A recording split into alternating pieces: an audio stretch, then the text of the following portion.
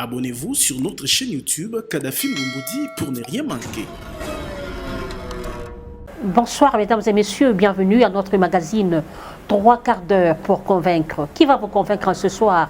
Il s'agit d'un fils du pays, en la personne de l'honorable Ngoï Kassanji, député national, président d'un parti politique, gouverneur honoraire de l'ex-province orientale. Avec lui, nous allons essayer un peu de parler sur la vision d'un homme politique. Particulièrement, quelle est sa vision en tant qu'un homme d'État pour ce pays, pour les provinces, en fait pour le développement de la RDC. Aujourd'hui, il se pose un problème dans le chef de plusieurs personnes qui se disent hommes d'État, qui se disent politiciens, qui n'ont pas de vision. Quelle est sa vision et surtout, quelle est la vision qu'il peut incarner dans le chef de la jeunesse qui se font passer aujourd'hui comme des boucliers par plusieurs politiciens. Nous allons essayer aussi de parler sur cette question de blocage au niveau de la CENI. Qui sera le prochain Corneille Nangaa? Il y a un blocage. Les 6 confessions religieuses avaient donné leur nom au niveau du Parlement. Malheureusement, le président de l'Assemblée nationale a ramené encore les confessions religieuses à la table. Ils doivent encore reprendre leur conciliabule. On ne sait pas qu'adviendra la CENI, y aura-t-il le glissement? Point d'interrogation. Et puis la question de la maison qui était dite, s'il faut le dire, spoliée ou encore récupérée par M. Gabriel Mokia. Où en sommes-nous avec cette question? Ngoï Kassanji était-il lésé? Il a échoué? Il a abandonné? Qu'est-ce qui se passe? Vous aurez les réponses dans cette émission. Encore une fois, bonsoir. Honorable Ngoï Kassanji, bonsoir. Bonsoir, Madame Minouska. Comment allez-vous? Je vais bien, merci à vous. Dieu fait grâce. D'entre de jeu, honorable Ngoï Kassanji, il se pose aujourd'hui un problème dans le chef de certains politiciens. Plusieurs adhèrent dans la politique sans vision. Vous, en tant que politique, en tant qu'un homme d'État, quelle est votre vision pour ce pays? Pour ce pays, le premier chantier reste la paix et la sécurité des citoyens. Par la paix, j'entends mettre fin à toutes ces poches d'insécurité qu'on constate ça et là et qui ternissent l'image de notre pays, qui empêchent les investissements dans notre pays. Du coup, nous sommes considérés comme une zone rouge dans laquelle on ne peut pas investir. Et pourtant, nous avons d'énormes richesses qui nécessitent qu'ils soient des richesses au lieu d'être un potentiel. Nous avons des potentialités, mais qui ne sont pas exploitées. Tant que ces potentialités ne sont pas exploitées pour les rendre une richesse pour les pays, eh bien, on est pauvre. Et donc, il faut sortir de la ligne rouge, sortir de cette zone rouge où nous sommes et pacifier le pays. C'est le premier chantier. Comme j'ai dit, la paix, il y a la sécurité des citoyens. Par la sécurité, j'entends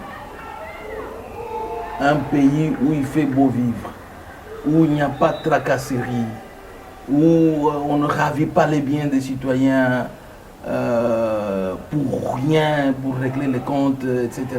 Un pays où les citoyens se sentent chez lui. Et donc, instaurer cette sécurité-là pour le peuple.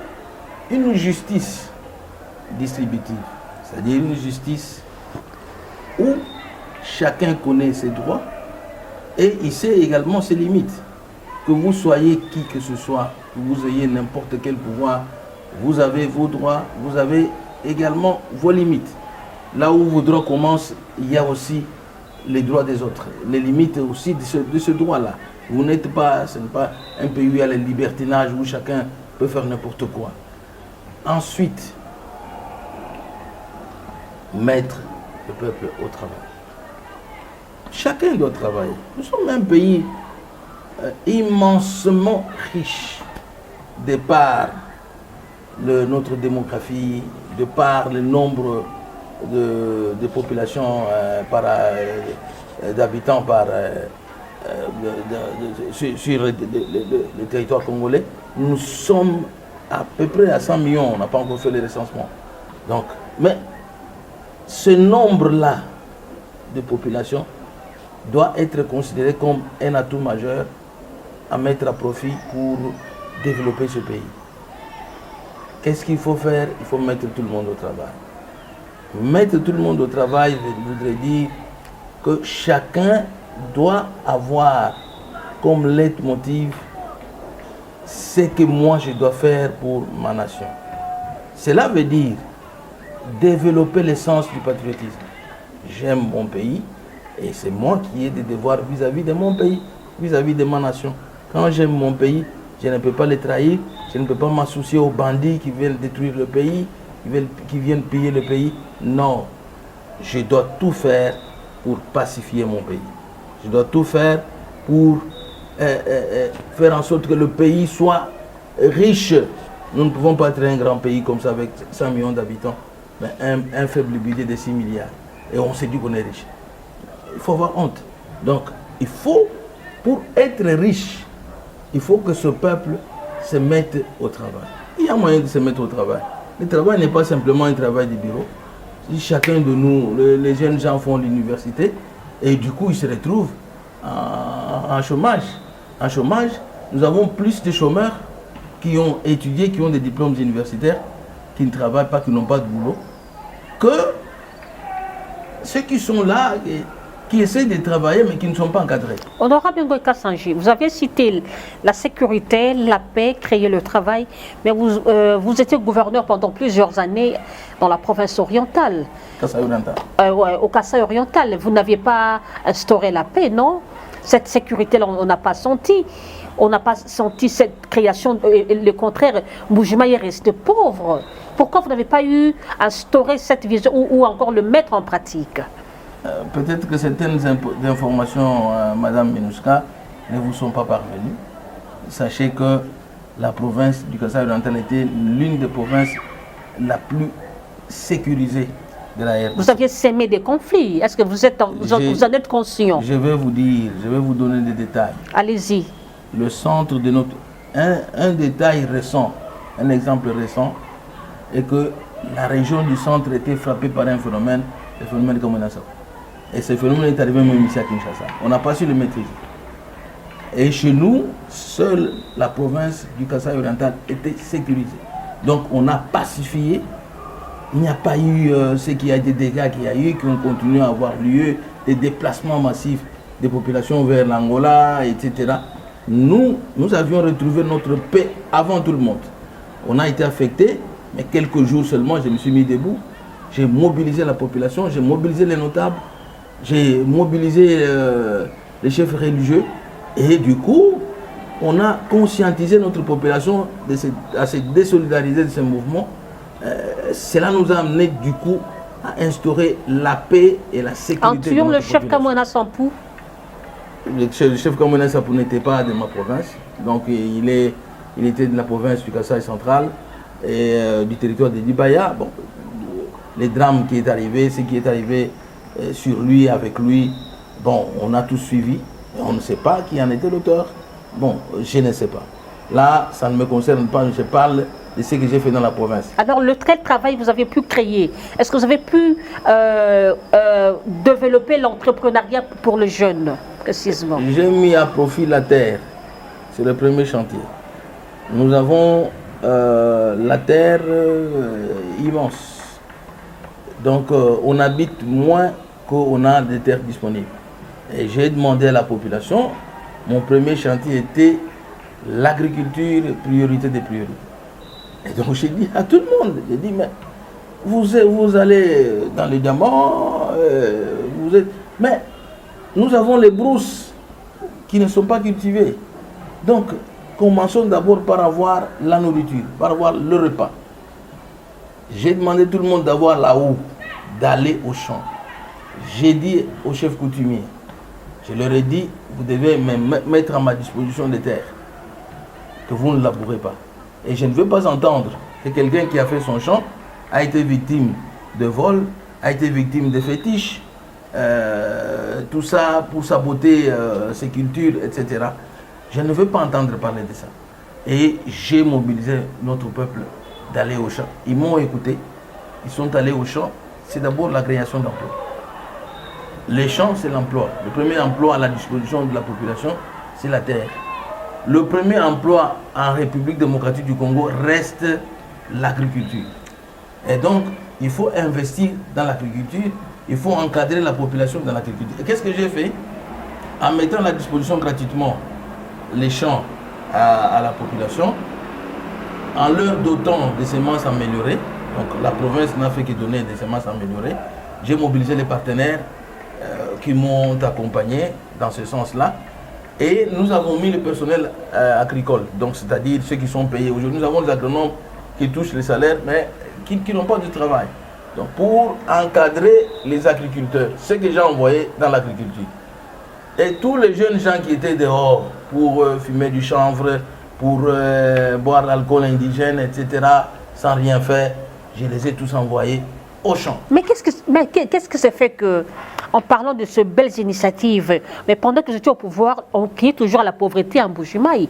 Et juste après votre départ, la situation s'est empirée. C'est empiré. Les gens commençaient à crier contre votre nom, M. Ngoï Kassanjé. Écoutez, il y a ce qu'on appelle, dans les jargons de... La manipulation du parti, hein, donc de certains partis, ce qu'on appelle diabo. La diabolisation. Diabo. Ça s'appelle diabo. Vous voulez Ils connaissent ça. vous victimiser. Donc, diaboliser. On ne reconnaît pas ce que vous faites. Par contre, on diabolise. Il a fait ci, il a tué. Sans vous montrer, c'est lui qu'on a tué. Il a volé, sans vous dire qu'est-ce qu'il a volé, etc. Bon, on envoie ça dans la population. Et du coup, il y a cette consommation, ces bruits-là qu'on fait, etc. Ça, n'en parlons pas. Mais l'impact de ce que j'ai fait au Kasaï oriental, quelles sont les conséquences positives?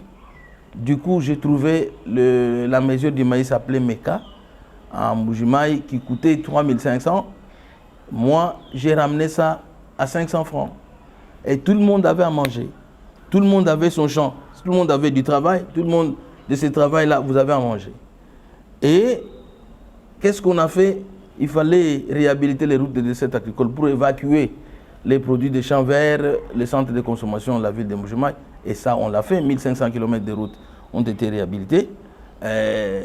Alors, je n'ai pas travaillé simplement dans le domaine de l'agriculture, mais j'avais aussi fait en sorte que le diamant, comme nous avons un grand gisement minier riche en diamants, nous avons attiré une société chinoise, AFEC, qui a investi autour de 1,5 milliard de dollars en Mbuji-Mayi pour créer de l'emploi.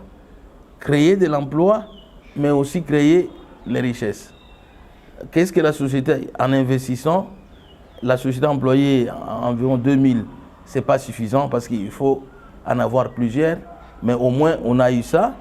La société a engagé plus de 2000 travailleurs qui ont de l'emploi aujourd'hui et qui ont accès au salaire, etc. Et la société a commencé à produire, comme l'Amiba était en faillite, la SACIM aujourd'hui est la seule société qui paye des taxes et impôts à la province et à l'État congolais.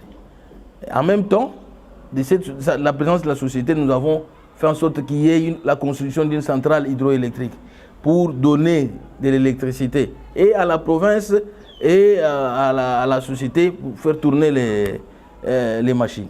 À ce jour, nous avons une centrale hydroélectrique d'une capacité de 12 MW et 6 MW sont destinés à la production, donc pour la SACIM, la société SACIM, et 6 autres mégawatts sont destinés à la consommation de la population. En parlant de mines, Ngoï Kassanjé, vous aviez investi dans les mines tout en ravissant les diamants d'autrui, non? Vous êtes comporté en gourou. C'est ce que je vous ai dit, hein?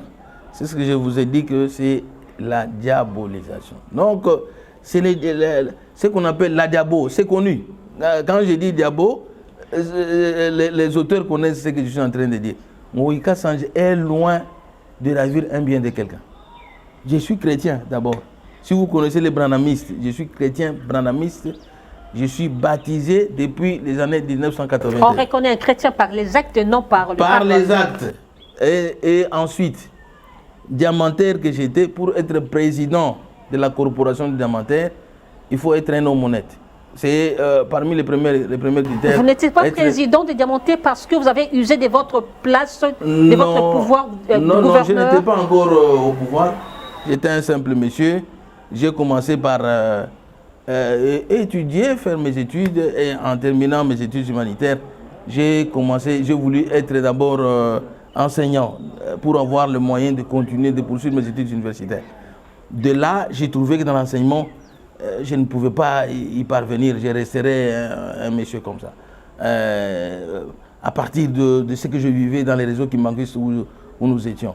Et de là, je me déciderai d'arrêter dans l'enseignement et d'aller dans les mines. Je vais vous donner l'exemple que dans les mines, on peut se faire de l'argent. On peut devenir riche. Mon exemple, je peux le dire. L'argent que j'ai eu dans ma vie, les gros diamants, je n'étais pas au pouvoir. Vous n'avez pas spolié les diamants d'autrui? Jamais. Donc je vous donne l'exemple en 2000. En 2000, j'ai eu un gros diamant qui a fait le bruit ici au Congo. Vous étiez même interpellé par Mouzé Kabila. Voilà, mis en prison. Mais comment je suis parvenu à être tout ça? J'ai commencé à aller dans les mines. Comme les creuseurs que vous voyez là-bas, je suis allé là, j'ai creusé. J'ai eu une somme d'argent que j'ai placée à la caisse d'épargne parce que j'étais quand même un homme intelligent. Je poursuivais l'idéal. Je ne faisais pas cette profession de creuseur pour y demeurer. Donc j'avais l'idéal. Je voulais être quelque chose. À tel point que vous avez fini vos études universitaires? Oui, mais j'ai continué parce que mes études universitaires, je voulais les achever. Mais il fallait d'abord faire une tangente. Et de là où je suis parti, j'ai prospéré. En prospérant, je me suis dit non, je n'arrête pas d'étudier. Je peux faire les deux tout en privilégiant les études aussi. Donc, à ce jour, je peux me dire que du côté de business, oui, je suis quand même un grand opérateur économique connu à travers le monde. Du côté des études, oui, je les poursuis jusqu'aujourd'hui parce que je dois faire mon 3e cycle pour arriver à la sommité. Donc, de là, pour vous dire que dans les mines, il y a moyen de faire en sorte que les mines deviennent une richesse pour ce pays. L'exploitation artisanale ne l'est pas non plus. Comment faire que l'exploitation artisanale devienne un moyen de créer les richesses, de faire en sorte qu'il y ait une classe moyenne dans ces domaines-là?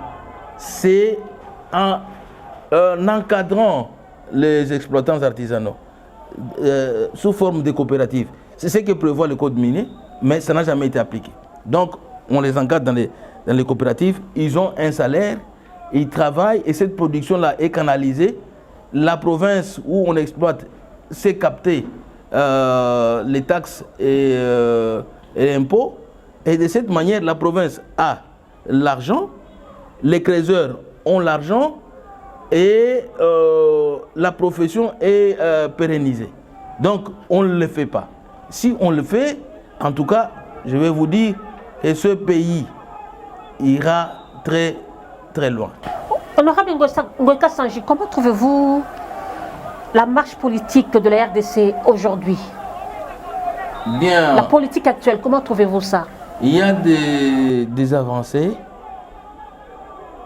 Parce qu'il y a eu le rapport des Nations Unies sur les droits de l'homme. On nous a dit, le rapport qui est sorti fait voir que la RDC a quand même obtenu des avancées dans les domaines du droit de l'homme. À 45 ou 50% même sur l'ensemble de la République, à 10% dans les zones où il y a la guerre ou occupée, quelque chose comme ça. Alors, ces avancées, d'un côté, mais on recule. On est en train de reculer en termes d'intolérance tribale, intolérance politique.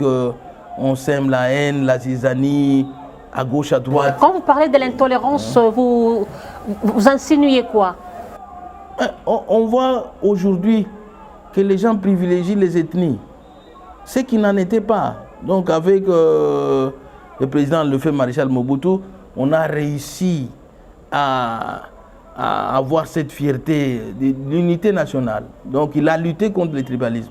Ça, nous devons le féliciter, l'en féliciter. Mais il ne faut pas qu'après plusieurs années, qu'on retombe dans le tribalisme. Comment on fustige quelqu'un parce qu'il a été nommé, il est nommé parce qu'il est tel, il est un tel. Non. Bon, si je mérite être là, on me nomme. Mais on trouve les compétences partout, dans toutes les provinces, il y a des compétences. Ce n'est pas seulement dans un seul coin qu'on peut trouver les compétences. Honorable Ngoï Kassanger. Je vais vous donner l'exemple aujourd'hui. Nous avons Christophe Mbosso. C'est une compétence. Il est à l'Assemblée nationale. Christophe Mbosso n'a pas été nommé, il a été élu. C'est différent. Mais il a été proposé par une famille politique. Il a été élu. Il a été proposé pour être élu. Dans ce sens-là, il n'y avait pas élection, si je veux vous prendre au mot. Parce que, en ce qui concerne les élections, c'est une compétition. Donc, il a été plébiscité. Suivez-moi bien, ouais. Madame Minouska. Pour arriver à l'élection, il faut que votre composante vous propose. Et cette composante, c'est elle qui était majoritaire. N'est-ce pas que l'élection est un jeu démocratique? Un jeu démocratique, mais la démocratie veut dire la loi de la majorité. Si vous êtes majoritaire, vous gagnez. Si vous n'êtes pas majoritaire, vous ne gagnez pas. Et il s'est fait que la majorité au Parlement était de l'Union sacrée et il fallait qu'il soit proposé. Il a été proposé par qui? Qui est le chef de l'Union sacrée? Est-ce qu'il est de chez lui? Il est de Bandung? Non. C'était juste pour faire... Le chef de l'Union sacrée, c'est Félix Antoine Tshisekedi Tshilombo. Il est du Kasaï oriental. Il a proposé Mbosso qui n'est pas de sa province. C'est lui qui dirige maintenant l'Assemblée nationale. Nous avons Modeste Bahati. Ce sont les premières institutions du pays.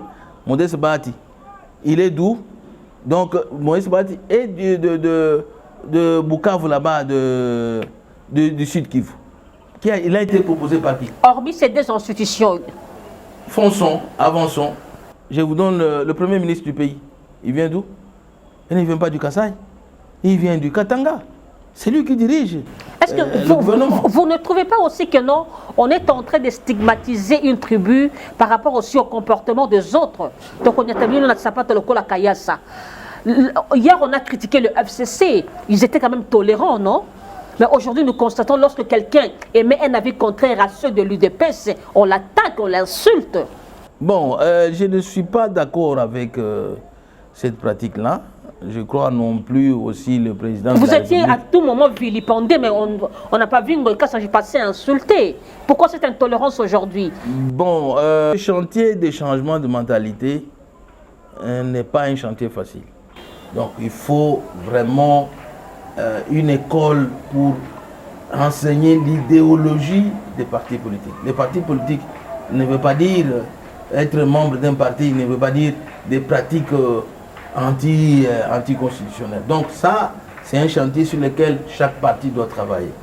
Et je ne vois pas simplement un seul parti, je vois tous les partis. Parce que s'il y a tolérance, si on sait qu'aujourd'hui, celui qui est au pouvoir, hier c'était Joseph Kasavubu, après Joseph Kasavubu, qui était du Congo central, il y a eu le Marshal Mobutu, qui est de l'Équateur, du Grand Équateur. Après le Marshal Mobutu, il y a eu Musée Laurent Désiré Kabila et Joseph Kabila qui venait du Katanga. Aujourd'hui, nous avons Félix Antoine. Donc le pouvoir marche. Le pouvoir n'est pas stagnant. Alors, quand on comprend, aujourd'hui, c'est le temps des tels. Mais ces tels-là doivent être en mesure de se dépasser, de ne pas mettre les émotions avant tout dans notre comportement, nous aussi. Moi, je suis Kassaïen, mais bon, je suis tolérant. Hein. Je crois que plusieurs Kassaïens le sont. Mais quand on vous fustige, quand vous entendez qu'à partir d'une nomination, c'est le bruit partout, hein, quand on a nommé, par exemple, le gouverneur de la Banque centrale. Le gouverneur de la Banque centrale, on oublie que le premier ministre de ce pays, il vient du Qatar. Bon, pourquoi on a nommé le premier ministre de... Honorable Ngoï Kassanger, parlons un peu sur cette question du blocage au niveau de la CENI. Où en sommes-nous? Bon, n'est-ce pas que les mêmes causes engendrent les mêmes effets? Moi, je crois que j'en appelle à la prise de conscience des acteurs politiques, de la société civile et des chefs de confession religieuse. Nous devons voir l'intérêt de la nation avant tout. Si nous aimons le pays, nous devons prendre conscience des actes que nous posons. Est-ce que les actes que je pose vont faire avancer le pays ou vont le faire reculer? Si ce qu'on a fustigé hier, qu'on a dénoncé hier, doit revenir, non, nous devons corriger. Moi, je pense qu'il y a eu beaucoup de choses qui ont été corrigées. Hein. D'abord, dans la loi sur la CENI, il y a beaucoup d'avancées. Il y a des étapes, donc les garde-fous qui sont mis de manière à ce qu'il n'y ait pas de dérapage. Mais, que voyons-nous? Les pasteurs des églises, hein, ceux qui sont appelés à nous prêcher de la bonne conduite, du respect de la parole de Dieu, etc. Que font-ils aujourd'hui? Ils nous déçoivent. Hein? Ils nous déçoivent. C'est dans cette composante-là qu'il y a des problèmes, qui n'arrivent pas à s'entendre. Et maintenant, que ferions-nous? Laisser ici l'Église catholique... Alors qu'ils nous prêchent la réconciliation. Mais comment est-ce que nous croyons nous allons nous réconcilier quand eux-mêmes ne savent pas se réconcilier? Quand eux-mêmes ne savent pas dégager un consensus? Est-ce que vous ne voyez pas que nous sommes sur le même piste de Malonda 2, Malonda 2, Kadima égale à Malonda 2? Parce que ce sont les mêmes 6 confessions religieuses qui avaient voté pour Malonda et contesté par les CC et l'Église catholique. Et maintenant, aujourd'hui, c'est Kadima proposé par les 6 confessions religieuses et contesté contre l'Église catholique et les CC. Pourquoi l'Église avait contesté Malonda? L'Église catholique, c'est la question que nous devons nous poser avant de parler de ce qui se passe aujourd'hui. Pourquoi l'Église catholique et protestante avait contesté Malonda? Pourquoi continue-t-il à contester aujourd'hui? Malonda était contesté parce que, disait-elle, que parce que les élections de 2018 étaient bâclées. Et celui qui était à l'origine, c'était Malonda. Il était dans le système. Mais aujourd'hui, on conteste Kadima. Pourquoi encore? Est-ce qu'il était dans le système? Selon certaines sources, qu'il a des acquaintances au chef de l'État. Non, tout simplement par rapport à ses origines. C'est ce que j'ai dit. Le tribalisme risque de ronger notre pays. Nous sommes déjà suffisamment avancés. Il faudrait que ces histoires-là de considération, si quelqu'un a de la compétence, Kadima, nul ne doute qu'il a participé dans beaucoup de Donc vous dites que le prêtre, l'Église et l'Église sont des tribalistes? Bon, moi je dénonce tout simplement, je ne dis pas qu'ils sont tribalistes, mais je veux que... N'est-ce pas qu'ils ont des raisons valables qu'ils poussent aussi? Peut-être qu'ils savent aussi quelque chose sur Kadima, n'est-ce pas? Oui, mais écoutez, si c'est... Tu sais, hein, si tu es quelqu'un, un homme marié, tu divorces, tu as chassé ta première femme, première épouse, tu te maries à une deuxième épouse, tu chasses encore la deuxième épouse, les gens diront que c'est vous le problème. Vous voyez? Il faut se poser la question, est-ce que... Qui est problème? Donc, qui pose problème dans cette histoire? On s'entend parler, donc c'est l'Église catholique et les CC qui sont de problème. Bon, je me demande pourquoi simplement elle.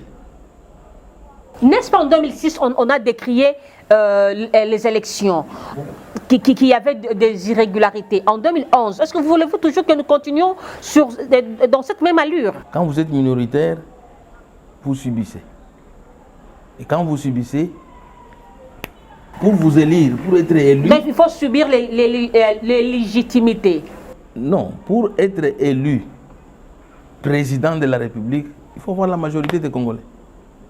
Et quand la majorité des Congolais dicte leur volonté, celui qui est minoritaire doit se soumettre, doit accepter, reconnaître sa défaite. En parlant aussi de la majorité des Congolais dont vous faites allusion des 6 confessions religieuses. Les 6 confessions religieuses sont aussi contestées. Dodo Kamba est contesté par l'Église de Reveil. Il est là par illégalité. Selon certaines sources, Soni Kafuta est là, qui se plaint à tout moment. Tchèque Abdallah de la religion islamique est aussi contesté. Bien, ils ne sont pas modèles. Vous savez qu'il n'y a pas l'unanimité. L'unanimité n'est pas la démocratie. Et souvent, le plus souvent, les minoritaires toujours contestés. Mais la démocratie est malheureusement la loi de la majorité. Donc, comment est-ce que vous avez cité le pasteur Dodo Kamba. Dodo Kamba. Oui. Bon, comment est-il parvenu là? C'est parce qu'il y a eu la majorité des églises. On accuse la main noire, le pouvoir en place. D'abord, comment ils sont arrivés au pouvoir? C'est parce qu'il y a la majorité des églises qui l'a propulsé. La majorité l'a propulsé là, et le pouvoir a sanctionné, a reconnu ce que la majorité a décidé. Un point, un trait. Donc, il y avait eu corruption des billets de banque, l'église a été corrompue. il faut que cette allégation, parce que toute allégation, il y a des allégations qui peuvent être mensongères et peuvent être avérées. Il faut que les allégations soient avérées. Donc, il faut montrer, prouver qu'il y a eu effectivement comme corruption. Et la corruption est prohibée. Donc, il faut, si vous êtes sûr, vous avez les éléments de preuve qu'il y a eu corruption, amenez le dossier devant la justice. Honorable Ngoï Kassanji, nous sommes en train de tendre vers la fin de l'émission. Où en sommes-nous avec votre question de la maison qui a été récupérée par Mokia? Vous criez la justice, Ngoï Kassanji, un ancien homme fort, dépouillé de toutes vos forces. Vous savez que... Comme disent les Quinois, Mokia lié aux 3 points. D'abord, on ne peut pas déposséder quelqu'un de son bien sans une décision de justice. Ça veut dire un jugement coulé en force des choses jugées. Et donc, je suis chez moi, je suis détenteur d'un certificat d'enregistrement. Je me réveille un jour, je vois les policiers dans ma parcelle sans qu'on m'ait dit quoi que ce soit. Et c'est une lettre administrative, c'est-à-dire une ordonnance. C'est un document signé par un homme qui s'appelle Baking. Dans son bureau, il signe, il dit Dékerpissé Ngoï. Sans m'informer ou quoi, sans soubassement. Il n'y a pas une décision sur laquelle il s'est basé pour me faire sortir de ma maison. Des choses de manipulation. On vient au détriment de la loi. On me sort seul sur une décision qui concernait 5 personnes, 5 concessions. Et je vais vous dire que dans la même concession, il y a une partie qui a été achetée par la Banque centrale. Le gouverneur de la Banque centrale est là. Et cette concession continue à appartenir à la Banque centrale. Il n'y a que Ngoï Kassanji qui doit être éjecté. Il est éjecté pourquoi? Et quelques mois après, je vous informe que le premier président de la Cour de cassation écrit à M. Bakenga pour lui dire nous sommes dans un état de droit. Je l'écris. Il a copié mon avocat. Nous sommes dans un état de droit. Messieurs, il faut savoir que les décisions que nous prenons doivent avoir un soubassement. Je vous prie de revoir votre décision qui n'a pas trait avec l'état de droit. M. Bakenga reçoit la lettre. Parce que j'ai parlé avec lui, j'ai les éléments sur la messagerie. Il reçoit la lettre et du coup, il y a un haut magistrat qui a été appelé, qui est allé, je ne sais pas, parce que le président de la République a parlé de certains conseillers qui disent des choses, qui influencent, qui vont même influencer la justice. Aujourd'hui, où en sommes-nous? Vous êtes vaincu? Écoutez-moi un peu. Une lettre du premier président de la Cour de cassation adressée à M. Baking, copiée à tout le monde. Quand on appelle un haut magistrat là-bas, qu'est-ce qui s'ensuit? Il s'ensuit une... donc le premier président s'est redit, il dit, au vu des éléments que j'ai, j'annule ma lettre. Or, cette lettre qu'il avait adressée à Bakenga, M. Bakenga, le président du tribunal de grande instance, était accompagné d'un rapport. Mais l'annulation de sa lettre n'est pas accompagnée d'un rapport, c'est une lettre écrite. Aujourd'hui, où en sommes-nous? Donc, vous avez abandonné? Je ne peux pas abandonner ma propriété, où je suis détenteur le seul détenteur de cette d'enregistrement. Je vais vous informer. Vous n'êtes pas en train de payer ce que vous avez sémé hier? Il y a un élément, avant d'en arriver à votre question, l'élément que je vous donne est que le même Baking va prendre encore une ordonnance, une autre lettre administrative pour demander aux conservateurs de la Gombe, immobilier, d'annuler mon certificat d'enregistrement et d'établir un certificat d'enregistrement en faveur de M. Moke, qui n'est nulle part. Moke n'a jamais été dans un document. Il brandit les noms de certaines personnes comme ça. Oui, je suis, oui, c'est celui-ci ou c'est celui-là. Établissez les certificats d'enregistrement au nom de M. Mokia. Le conservateur lui dit, je ne peux prendre une telle décision que sur base d'un jugement coulé en force des choses. Donc, il n'y a pas de jugement, une ordonnance, je ne peux pas. Il va l'accuser au parquet. Vous voyez, le conservateur s'est défendu.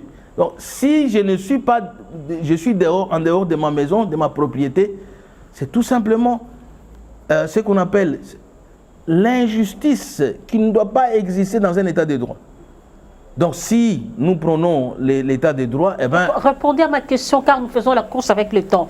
Vous n'êtes pas en train de payer, de récolter ce que vous aviez sémé hier. Nous, on a sémé l'amour, la justice pour tous. Raison pour laquelle... Je vous ai dit que chez nous, on a mis à profit l'unité, la cohésion de la province pour bouter dehors les phénomènes comme un assapo. Nous avons associé la notabilité, c'est que j'étais en harmonie avec les notables. Nous avons associé les chefs de confessions religieuses, c'est qu'on était en harmonie avec eux. On a associé la société civile, on était en harmonie avec les diamantaires, avec les agriculteurs, etc. pour arriver à instaurer la paix, pas l'injustice. Donc ça, c'est une chose qui ne nous caractérise pas. C'est ce qui vous a boosté à aller à l'Union Sacrée pour un jour récupérer votre maison. Je n'ai pas adhéré à l'Union Sacrée pour récupérer ma maison, parce que c'est ma propriété. J'en suis sûr. Quand les valeurs républicaines sont instaurées, sont en train d'être instaurées, là, j'invite. Alors, j'ai saisi directement le chef de l'État. J'ai adressé ma lettre. Mon avocat a écrit à ce niveau-là que lui, le magistrat suprême, se saisisse du dossier, qui n'est pas à confondre avec le tribalisme. Parce qu'aujourd'hui, on voudrait tribaliser. Parce que quand on l'a fait, on n'a pas considéré le tribalisme. Aujourd'hui, si on doit restaurer Ngoï dans ses droits, parce que ce sont mes droits, moi qui ai été un aventurier, vous pouvez voir l'aventurier comment il parle. L'insulte facile, des choses comme ça. Donc, nous sommes calmes. J'ai adhéré à l'Union Sacrée par conviction, parce que moi, je suis chrétien. Et je sais que toute autorité vient de Dieu. Je ne peux pas être un opposant. Un chrétien ne sera pas un opposant. Un chrétien soutiendra toujours l'autorité établie. Un chrétien ne sera pas un opposant. Jamais. Nous sommes arrivés à la fin de l'émission. C'était ça votre dernier mot. C'est mon dernier mot. Monsieur Ngoï Sanji, merci. Merci beaucoup. Mesdames et messieurs, nous sommes arrivés à la fin de l'émission. Nous vous rappelons que nous recevions pour vous l'honorable Ngoï Sanji, député national, gouverneur honoraire, président d'un parti politique. Avec lui, on a essayé de parler sur sa vision en tant qu'un homme d'État. Il a explicité sa vision. Il a martelé sur la paix, justice et travail. Et puis, on a essayé de parler sur cette question de blocage au niveau de la CENI. Et puis, sur cette dernière question, sur la spoliation ou encore la récupération de sa dite maison de la part de M. Gabriel Mokia. Merci de votre attention soutenue. Que Dieu bénisse la République démocratique du Congo et que Dieu garde son peuple à bas les tribalismes. Au revoir, Inch'Allah. Abonnez-vous sur notre chaîne YouTube Kadhafi Mboumoudi pour ne rien manquer.